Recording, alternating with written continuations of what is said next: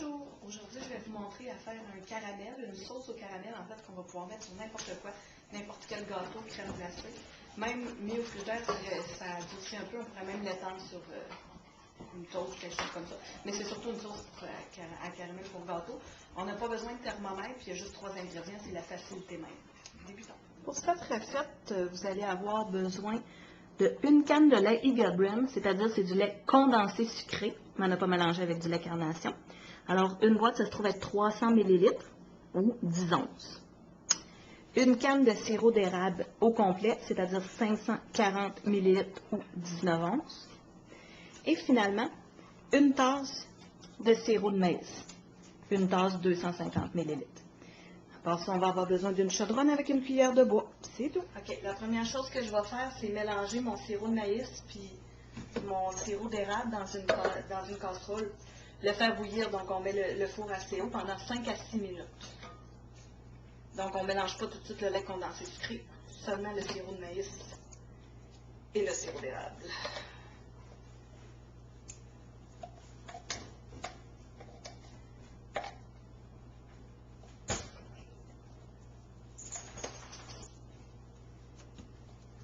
Pour, je vous rappelle, 5 à 6 minutes.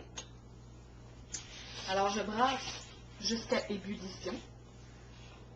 Après ébullition, je compte 5 à 6. Comme vous pouvez voir, ça ne bouille pas encore, mais je brasse quand même.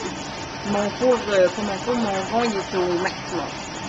Alors quand ça va commencer à bouillir, je vais vous montrer. Alors comme vous voyez, ça a drôlement commencé à bouillir. Ça prend une grosse chaudronne. J'aurais pu prendre beaucoup plus gros que ça parce que quand ça commence à bouillir, ça peut monter très haut. Sur le côté, je veux dire, il a fallu que je baisse mon rond un peu, là, mais le but, c'est justement que ça puisse monter. C'est une grosse chaudronne. J'ai mis 6 minutes sur mon timer, comme vous pouvez le voir. Donc, dans 6 minutes, je monte le résultat. Ça sent tellement bon. Ça sent comme 2 sortes de sucre qui font l'amour. Et oui, j'ai vu mes propres choses. Il reste 3 minutes. Et on continue toujours à ce rate-là. Presque terminé. Moins d'1 minute. Alors, ce qu'on va faire après, c'est le retirer du four. Puis ensuite, on va rajouter le lait condensé.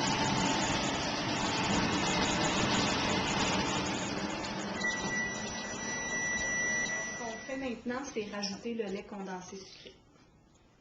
Le mélange est encore chaud. C'est ce qu'il faut d'ailleurs. On brasse pour que ça se mélange bien. Jusqu'à consistance homogène. C'est-à-dire que c'est tout de la même couleur. Je vais juste le mélanger dans le fond pour que ça devienne d'une belle couleur caramel. On va rajouter le reste.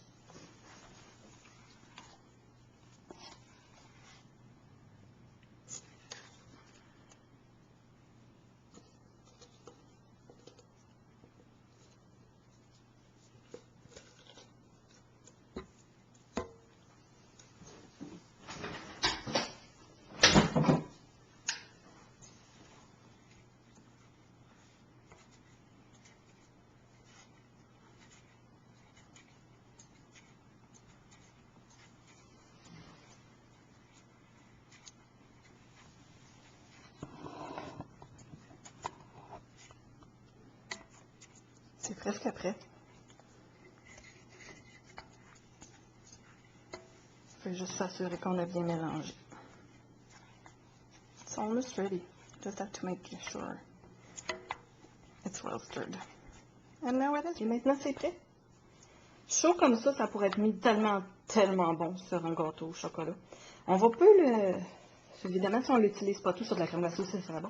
Si on ne l'utilise pas tout, on le met le reste au frigidaire, dans des bols de vitre, peu importe.